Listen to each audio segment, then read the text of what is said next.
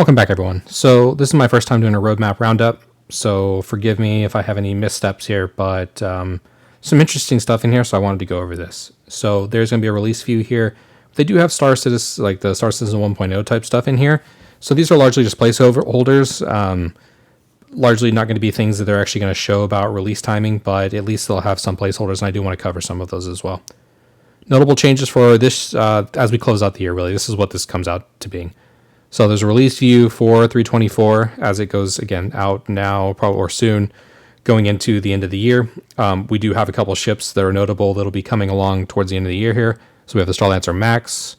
We have the CSV, which is already available now, the flatbed little hauling truck, the little Toyota pickup. We have the RSI Polaris, which is coming in soon. We have a couple Mark IIs. We have the Tracker and the Ghost. The Ghost probably explains why stealth is working so well right now, so I wouldn't expect that to... I expect it to last as long as these cells are good. Acidic caves and rock caves, I think most of these are already in, but it does mention for Pyro as well, so they're going to still be working on some of those for Pyro, I imagine. Additional player customization, I think most of this is done and dusted, but they might have a little bit more of changes coming into .3. Multi-tool updates. So we'll have some more multi-tool updates and the battery piece and its operations, but they actually mentioned that later on as being done and dusted, but I don't think that's done. Also, there's some challenges here. There's going to be a list of things here. The rest of the things I'm going to list here are actually not going to be coming at 4.0. So they don't have the bandwidth for it, really. So they're obviously aware a lot of people are interested and ready for these, but at the end of the day, it's not ready for prime time. So it's just, unfortunately, the state of the game. So life support. So these are the things that are needed for their first go round, but they're not going to be ready for day one. So life support, engineering, fire hazard, the fire extinguisher, some solar bursts, which will come along, I think, with Pyro, but maybe it'll be, it might be missed in the first go round as well. Charging and draining for the batteries associated with multi-tools, and then the transit system refactoring. So those are the items that, again, are going to kind of miss the mark here. So there are several features that are still planned for 4.0, but at least these included things: engineering, life support, fire hazard, and fire extinguishers. Charge and drain, transit refactoring are just not going to hit the mark here. So again, I know people are waiting for these, but especially engineering. But at the end of the day, it's not going to be ready for prime time. It is what it is, boys, gents, people, whoever's come out to watch my video. Appreciate it. Sorry. So here we are with the deliverables. So there's a bunch of different deliverables across the teams here. So we have some Squadron 42 stuff, which in the roadmap I think is largely just going to be refinement. So not a lot to really focus on here. And then you have some of the different ships. So let's take a look at the deliverables here, and we'll take a look at a quarterly view. So this dotted line is a "you are here" line. That is where we're at now. And you can see as you go into week 1 here is when we're moving into Q1. So really what we're looking at here is the final roadmap before the end of the year, I suspect. So we're looking here at the additional player customization. Again, a lot of this is done and dusted. It seems like they may be introducing a little bit more here, but largely speaking, they're largely done with that particular project. As we're moving down here, there is another Mark II, and there's a number of other Mark IIs they have here listed, but they don't have... I think this is not the greatest tracker. They probably could have done a little better view with the progress pieces of it, but I guess it's mentioning it's done here, essentially. But you have the Hornet Mark II. This is a Mark II. The F-7C M is not one that that's a dual-seater, two-person fighter. Was not listed before, so they're still working on it, it looks like, but it looks like it's coming. The old Legionnaire, I want that to come in as well as the Liberator, but probably a while before we see those.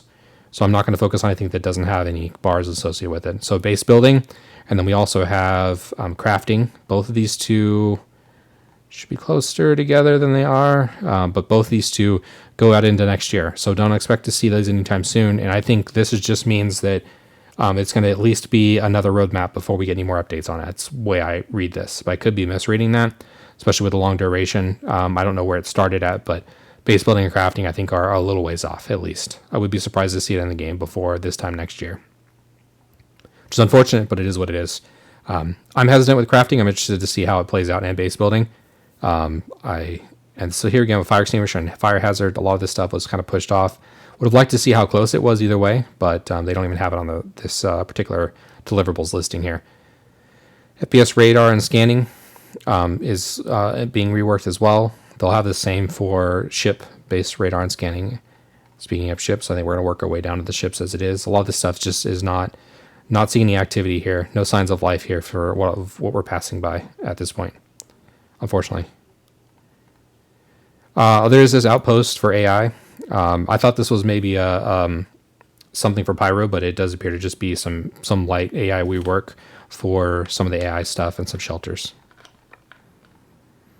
Here we are with the Pyro system in itself, as well as the quantum experience, aka using the quantum stuff to actually get to Pyro, to jump gates, as well as they do plan on reworking the quantum as well. At least they showed that last CitizenCon, but I don't know how far along that actually is. You can see here Pyro's taking up quite a bit of the team's workload here as they try to get this released. It looks like we won't see that till next year.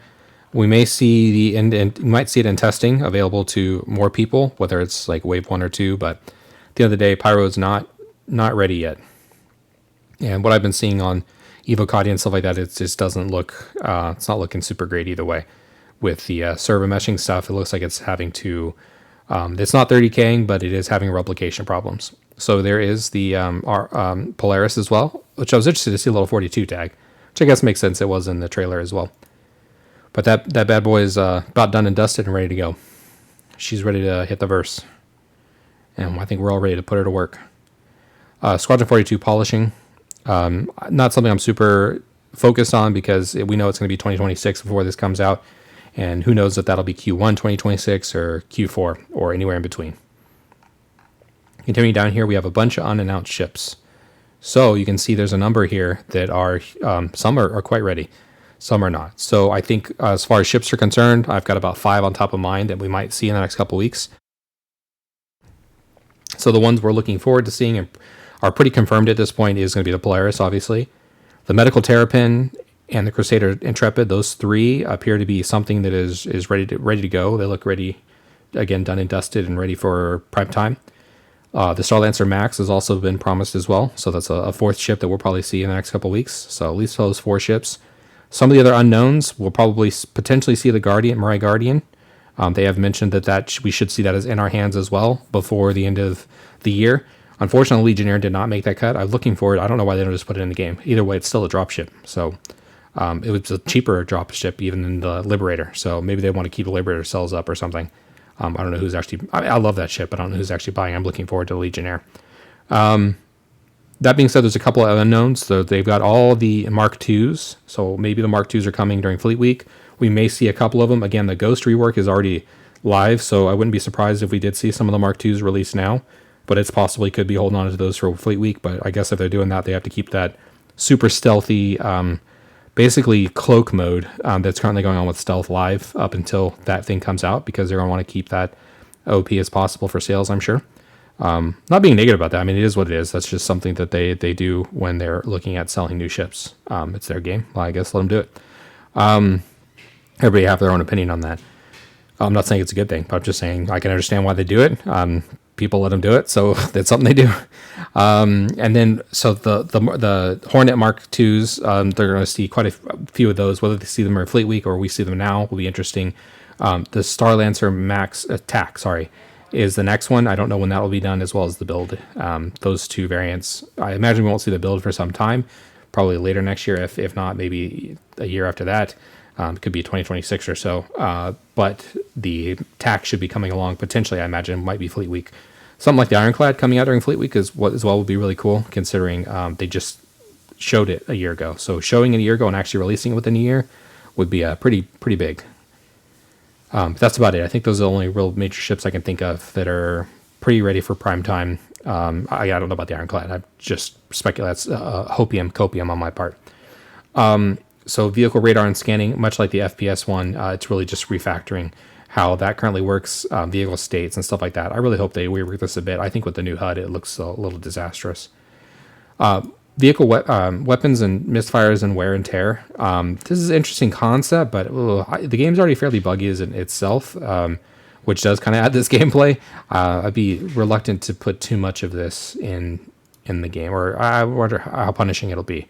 Much like drinking, I mean, people don't have to drink as much as they do in the game in real life. So, all right, 324, we'll take a look at some of the remaining ships they've got listed here, because it's pretty interesting. Then we'll take a little quick look at 4.0, and then we'll move into the 1.0 stuff. I don't want to take y'all's time forever. So we have the Zeus, obviously. This and the ES are both in here. There are a couple Mark IIs in here, which is good to see. I'm not a big, I mean, I like the Hornet, I like how they look, but it's not something I fly super often. Polaris, this is the bad boy I'd like to spend quite a bit of time in. Whether I try to do some salvaging out of it, taking a vulture in it, which I think will fit, or just generally going out and using it for bounty hunting or whatever I'm going to use it for, right? Like I'm looking forward to that ship coming out and just generally taking it all in and enjoying that ship for what it is. The CSV is already out. We have the Starlancer Max coming as well, which I'm excited for. I like the TAC a little bit more. For me, the TAC is a bit more character than the Max does. I feel like the Max is misappropriation of use of space. I think they could have done better. I think they could have still kept the hangar and stuff like that. Anyways, here nor there, it is what it is. The Atlas, the Peregrine, again, here's the ES for the Zeus side. And then we have the rework. And then down here, this is interesting because they do show that the tool was redone and the battery's here for operation, but I don't think that's occurring now. Unless they put that in .3 that I haven't seen yet, battery draining is not something I've noticed yet. But maybe I've just overlooked it. So I'm going to close these out as we take a real quick at 4.0. Largely, the 4.0 stuff is going to be pyro locations. I am excited about this asteroid-based piece. So it talks about, pyro, but conflict zones. So yeah, this is the FPS conflict stuff. So anyways, looking forward to that. I'd like to also just get asteroid bases we could just have. I'm looking forward to that someday. Pyro, obviously a lot of the pyro planets and moons. Some colonization stuff going on here as far as different outposts and things of that nature. They'll mention below too about engineering around that repair works, which is obviously not coming right away. Space stations associated with pyro. So AI, we have the Space Cow. I don't know if that's going to make it or not. I don't know if anyone necessarily cares one way or the other, but here's the engineering gameplay. I imagine this got pushed off as well. Location repair, and then jump points itself, and then the core tech associated with these jump points, which is server meshing and the so I guess the jump points to get to pyro is separate from this, but server meshing and the mission rework to work with server meshing are two things they have to really get down as well. I think this will be the year of server meshing. Either they get it down. I'd say it already kind of killed them for this year. We'll see if it does the same. If server meshing, I'd say it's CIG 0 server meshing or 1. Yeah, so they won this one. The server meshing did. We're hoping that they can get a handle on it this next year, because I don't think they could do another year of not being able to successfully land server meshing and get it out and in people's hands. So right now, I think when you look at server meshing, you can watch now currently live. People are playing 4.0. Hopefully it's going better. I haven't had a chance to watch it yet today. Hopefully it's going better than it has previously, but a lot of replication errors going on with that. Again, I'm not a part of Evocati.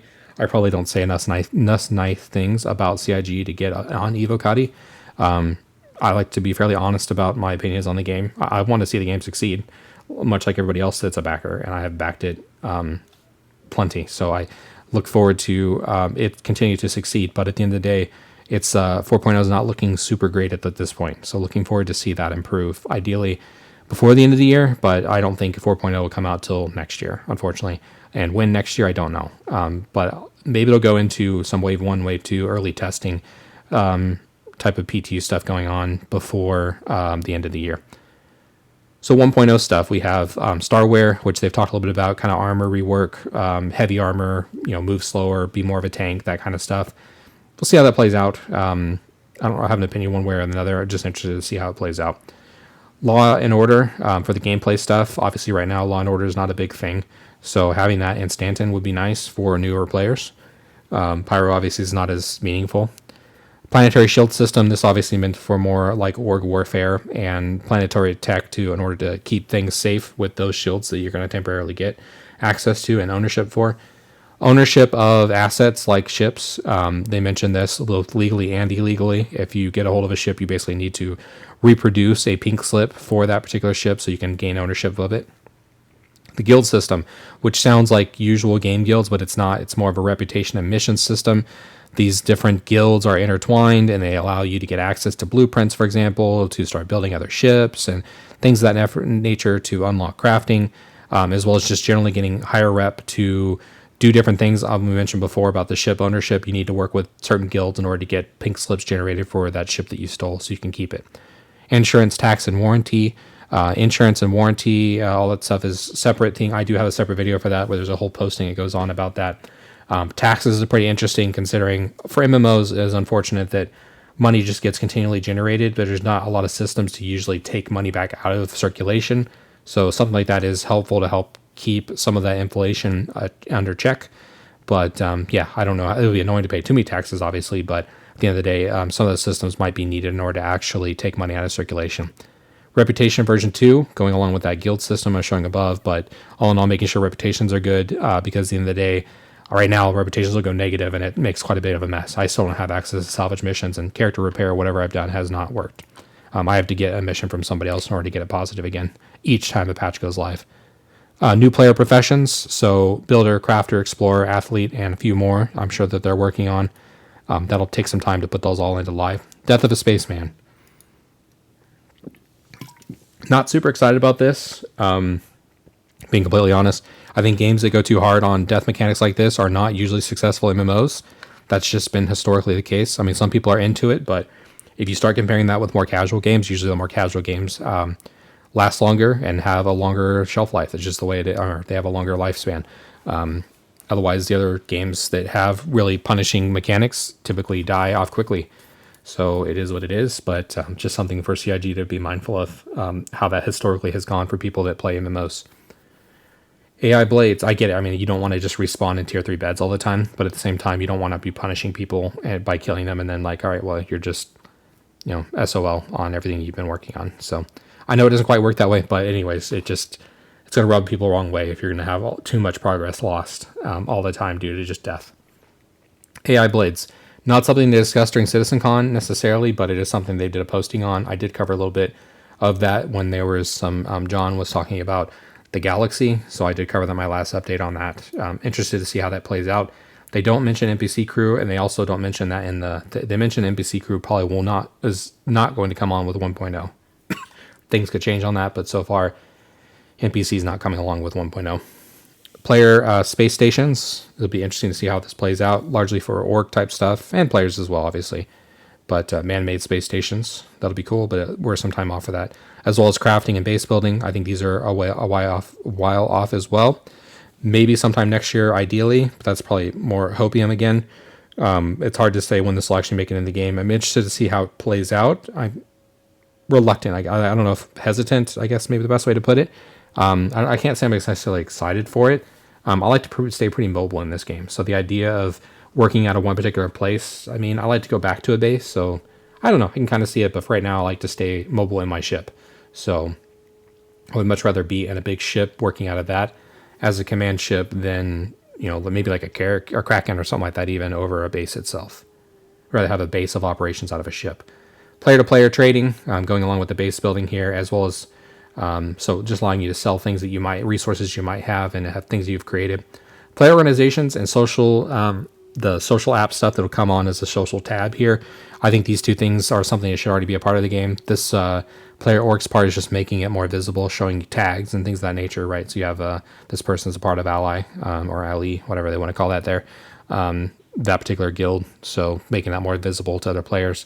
Social tag to make it a little more easier to actually do more of MMO content and working with other players. Citizenship, working your way through the storyline and becoming a citizen of the verse and getting rewards and benefits out of that. Core tech, we'll kind of, again, rush through this stuff. I'm trying to rush too deeply, but you can always take a look at this. I'll share this link in the chat, and then you can always find this under Explore and Com links, but again, I'll put these links in the comments as well. Global illumination, the lighting, some of the audio here. Snar Sim is going to be the some of the pieces for the economy, making sure it can dynamically respond to players' interactions with things they're selling and trading. Hard to say how that's going to play out because we don't have any of that right now. But we don't largely have that. Prices do dip when they have a lot of surplus of resources that are being sold to it, such as RMC. Looking here, content instancing. So you do have this thing where they show 3 levels here. You work through this instance, do some leveling up on rep and things of that nature, and then you can work your way down to the next level and then do the same and continue working your way down that instance. We also have dynamic server meshing. So that's going to allow for more of that MMO scale, because right now, as it is, Star Citizen really is a 100 player per server type thing, type shard. Whereas they want to scale that up. So again, server mesh is going to be key, I think, for 2025, whether it's successful or not. Genesis, the actual architect of it, as far as creating the planets and then making the actual weather and the planet habitation on the planet for Genesis. So some interesting stuff around that, but we'll see how that plays out. I'm a little hesitant with the weather stuff, but we'll see how it plays out. Mission events, you have the main story, and then you'll have other location-based stories as well going on in tandem. And then you have station warfare that'll be going on between organizations. Finally, last but not least, we have this world piece here, which is largely going to be the remaining systems, as well as a bunch of different federations and guilds and other people you'll be working with. So there's a Nyx system. Ultimately, there'll be 4 systems. There'll be a Nyx, Terra, we'll have the Castro system, and then we'll have Pyro as well. And then, of course, we already have Stanton, so it'll be 5 systems in total. Some building interior rework, but otherwise, a lot of this stuff is going to be the guilds and other type of workers and associations you'll be working with in order to build up rep there, so you can go ahead and gain these. So this is going to be around farming and hunting and so forth and so on. So you take a look at this and see what particular guild or folks you might end up working with, these particular guilds, councils. These are the bad guys, I think. Yeah, violence. Anyways, just how you can work through this and be successful in the verse in working up reputation to unlock different things. Anyways, I know that was kind of quick. Or it was really quick, I guess, but a lot to cover there. And appreciate those that have taken time to take a look through this. Again, there's a progress tracker. There's a release view on all this stuff. Again, this 1.0 stuff is just kind of holding it all in little placeholders, if you will, but no actual timing on here. And again, pretty big update for 4.0 around what is coming and what isn't coming. Anyways, appreciate you all taking time to look at this with me, and thanks for those that have taken time to like and subscribe, and thanks for sharing your feedback down below, and I'll catch y'all next time. Peace.